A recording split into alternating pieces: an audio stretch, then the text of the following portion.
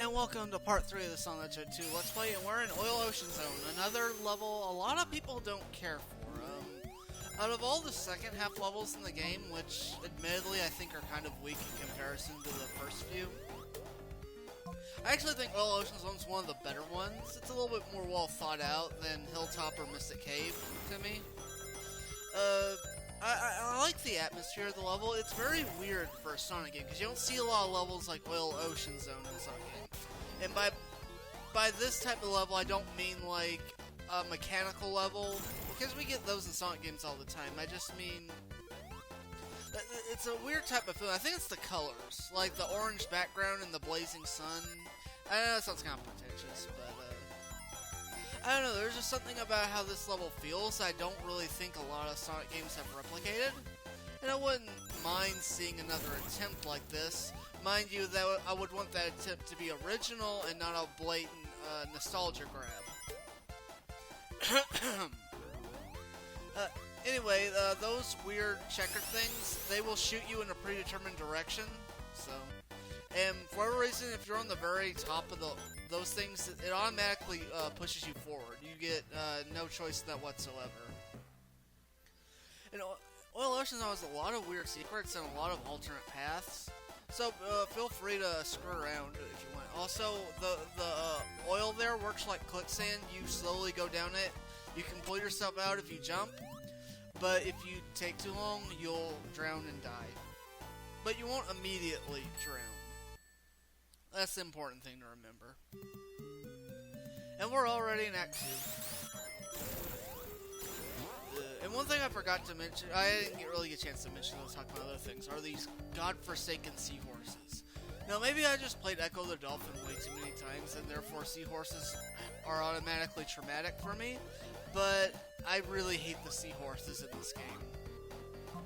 I've tried to do like no damage runs this game, and they're one of the enemies that will completely screw you out of it. Anyway, what I'm doing here, what you just saw, is a weird glitch. If you go through that section and then have the knockback from the spikes launch Sonic into the launcher, this glitch will occur. For whatever reason, he jumps twice as high and he moves twice as fast. Now, if you interact with specific objects, this glitch will go away, and this only lasts for the duration of the level. But a lot of people colloquially know it as a super jump, or some call it a mega glitch. So, really doesn't have anything on the mega glitch that's in Sonic 3 and Knuckles, but like springs. If you jump on a spring, that will definitely make the glitch go away. I think getting hit will also do that, but I'm not sure. Now, what gets really cool is if you do this while supersonic, you gain basically 4 times the speed and jumping height. I'm pretty sure you can even glitch through walls if you manage to get supersonic and the super glitch going at the same time. So I'd be very careful.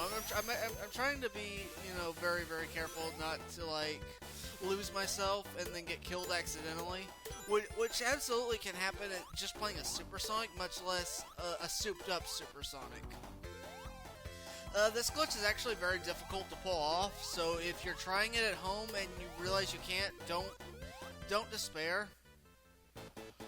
Also, if you had decided to jump from that height all the way down to the oil, you would have died.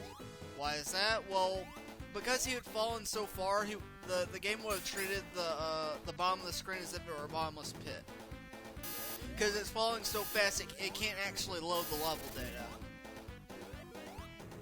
Anyway, a lot of people seem to have trouble with this boss, and I can't understand why. It's pretty simple. The only really tricky thing is avoiding the lasers, but it basically... The order in which it fires the lasers is somewhat random, but it will always do one high, one middle, and one on the ground. It will always do those 3. What order it does those 3 is random, but within that, it shouldn't really be hard to avoid. And now we're in Metropolis Zone. Definitely one of my favorite music tracks in the game. I wouldn't quite say it's my favorite level. This level is notable for being the only level in the game with 3 acts. Now, when I was a kid, I thought this was a throwback to Sonic 1 because 3 acts of Sonic 1, but apparently not. Just do the history behind this game, and really there's a whole bunch of history to this game. just look up any information around the Sonic 2 beta, and you'll find a whole ton of stuff to read. But basically, there's supposed to be, this level was originally supposed to be only 2 acts long, and there was supposed to be another level. I believe it was called Cyber City, but it got scrapped, so that they took the level layout and turned it into Metropolis Act 3. Now, I believe the level art for Cyber City went into it didn't go into this game at all. It went into a completely different game called Sonic Spinball, which is really a side game, and Spinball's okay. I can see what I don't hate it. I can definitely see why some people hate Spinball, though. It's not exactly the most forgiving game in the series. But anyway, Cyber City, it's used the level layout, not the layout, but the level art that was supposed to be used for Cyber City got used in the machine, which is the 3rd level in Sonic Spinball. So, you know, some useful background info. I mean, it's kind of irrelevant to what's going on. Anyway, because I'm Supersonic, you don't really notice the difficulty you would normally face with some of these enemies here. Because Metropolis Zone is known for having some of the cheapest enemies in the game. And more so their placement than the enemies themselves. Like the shell crackers. I'm invincible, so I can just run into them and destroy them, no problem. The issue is that if you're not invincible, you can't just run right into them, because you have to actually account for them, otherwise you'll get hit. Basically, what this means is most of the time that the shell crackers will be placed in spots that you can't really defend yourself against them, and you'll just take a lot of unnecessary damage. Which kind of sucks. Which is why, you know, Metropolis Zone kind of has a reputation for being pretty cheap. I mean, I don't even think Metropolis Zone is hard. But, you know, if you're one of those people that finds Metropolis Zone really cheap, I definitely understand where you're coming from. And anyway, here's a weird glitch. If you take damage and jump and get on, like the knockback on it forces you through the platform will carry you through the lava. I don't know why this occurs, but apparently it does. So yay, more glitchiness.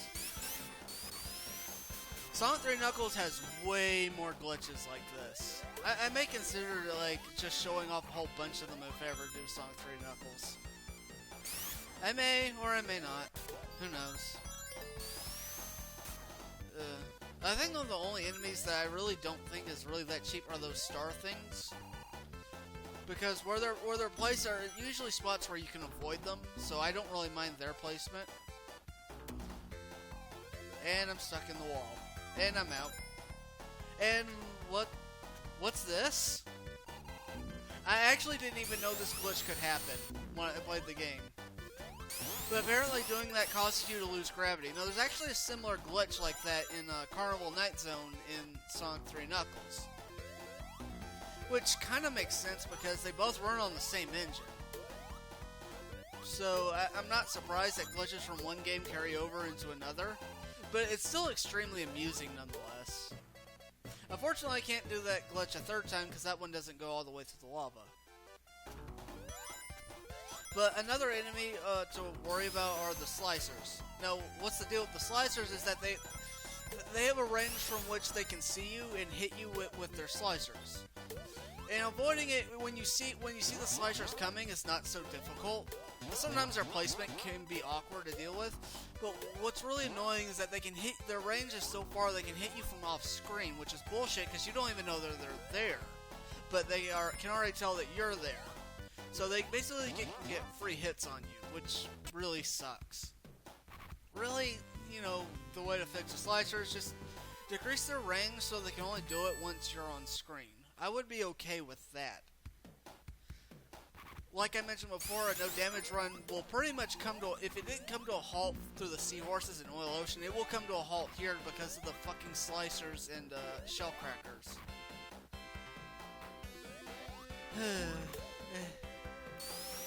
I swear, I think getting a no damage run of a Sonic game is harder than a no death run.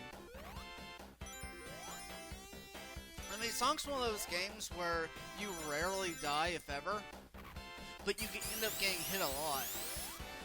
Now, I don't actually get hit in this playthrough, but since I use Super Sonic, I don't actually count this as a no damage run because, you know, invincibility and all that stuff.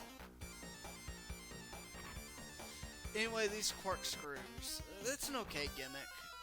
This is definitely one of the things that reminds me of the level design of Sonic 3 Knuckles, because Sonic 3 Knuckles relies heavily on gimmicks, and I think that's a good thing in that game, because they're good gimmicks. They add a lot to the game without, being forced or contrived. Sonic 2 doesn't have a whole lot of gimmicks. I mean, Sonic 1 didn't have any at all, and Sonic 2 has a few, like the corkscrews and these things. But, they're like in every level in Sonic 3 Knuckles, but I ultimately think Sonic 3 is better for it, and Tails is wigging out. For whatever reason, his animation just froze. I don't know why. I was basically trying to run so fast as to keep him in that frame forever. Unfortunately, it couldn't be done, but I still thought it was funny anyway. But yeah, getting back to the conversation at hand about Sonic 3 Knuckles and gimmicks. This is one of those that really showcases, why that they went in the direction they did, and I think it was all for the better.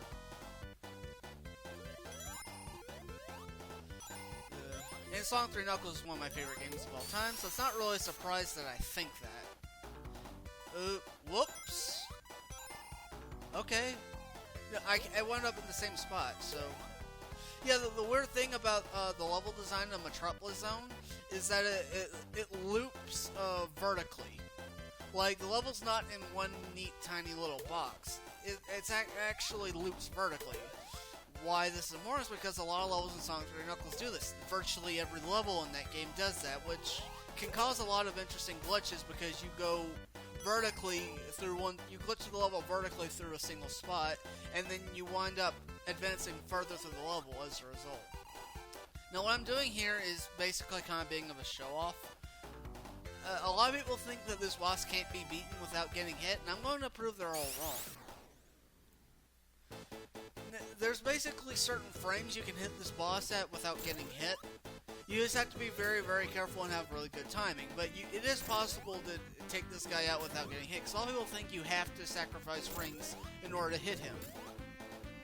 Basically, the best place is in the corner when those balloon things are up on the opposite side.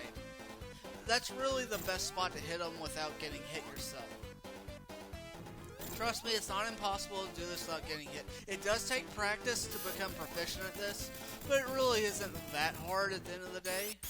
At least I don't think so, but I've played this game like a billion times. And that's the end of the part. Next part will be the final one, so that'll be fun.